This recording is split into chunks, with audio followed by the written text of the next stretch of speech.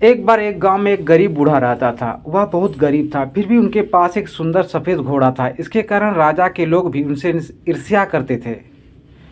उसे उस सफ़ेद घोड़े को बेचने के लिए राजा की तरफ से अच्छी कीमत दी गई थी, लेकिन बूढ़ा आदमी यह कहते हुए मना कर देता था, यह मेरे लिए सिर्फ घोड़ा नहीं है, वह एक व्यक्ति और मेरा अच्छा दोस्त है। क्या आप किसी व्यक्ति या अच्छा दोस्त को बेच सकते हैं? नहीं, यह मेरे लिए संभव नहीं है। एक दिन सुबह जब वह खलिहान से घर गया तो उसने देखा कि घोड़ा वहाँ नहीं है। यह खबर गांव के जल्दी फैल गई और पूरे गांव उनके घर पर जमा हो गया। गांव वाले ने कहा, तुम मूर्ख बूढ़े हो, हर कोई इस घोड़ा को पाना चाहता था।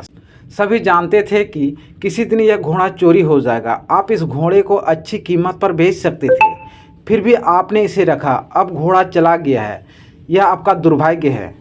बूढ़ा आदमी ने जवाब दिया, सच तो यह है कि घोड़ा अस्थिर नहीं है, बाकी सब कुछ जो तुम कहते हो वह एक फैसला है। आप कैसे जानते हैं यह दुर्भाग्य है या नहीं? लोगों ने जवाब दिया, हमें मूर्ख मत बनाओ, आपका सफ़ेद घोड़ा चल गया है, यह आपका दुर्भाग्य है। गांव के लोग इस पर हंसे और चले गए। उन्होंने कहा कि वह पागल है, वह इस घोड़े को बेच सकता था और गरीबी में जीने की वजह एक बेहतर जीवन जी सकता था। कुछ दिनों के बाद सफ़ेद घोड़ा जंगल से वापस आया।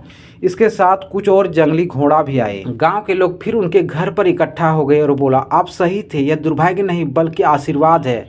अब आपके पास और भी सुंदर घोड़े हैं, आप इन्हें प्रशिक्षित कर सकते हैं और बेच सकते हैं। बूढ़े ने उत्तर दिया, फिर से आप बहुत दूर जा रहे हो। बस आप यह कहें कि घोड़ा वापस आ गया है और अधिक घोड़े का होना एक आशीर्वाद है। यह केवल एक टुकड़ा है, एक दिन यह भी गुजर जाएगा। इस बार गांव के लोग चुप रहे। बूढ़े आदमी के इकलौते बेटे ने घोड़े को प्रशिक्षित करना शुरू कर दिया। कुछ दिनों के बाद उन जंगली घोड़े को प्रशिक्षण देने के दौरान बूढ़ा का बेटा घोड़े से गिर गया और उसका पैर टूट गया। इस बात को सुनकर गांव के लोग इकट्ठे हो गए और बोले, आप ठीक कह रहे थे, अधिक घोड़ा होना एक आशीर्वाद नहीं है। अब तुम्हारा बेटा इससे घायल हुआ है, इस बुढ़ापे में अपने अपाहिज बेटा को क्या करेंगे? बूढ़े ने उत्तर दिया, इतनी दूर मत जाओ, इतना ही कहो कि मेरे बेटा की टांग टूट गई है। कौन जानता है कि यह दुर्भाग्य है या आशीर्वाद? किसी को नहीं मालूम। एक महीने के बाद युद्ध के कारण गांव के सभी युवाओं को सेना में भर्ती होने के लिए मजबूर होना पड़ा। इसलिए युवाओं को माता पिता, गांव के सभी लोग रो रहे थे। गांव के लोग बूढ़े आदमी के पास आए और कहा, हमारे बेटे हमेशा के लिए चले गए। आपके बेटे की चोट लगना वरदान साबित हुई है, कम से कम वह जिंदा है और आपके साथ रह रहा है।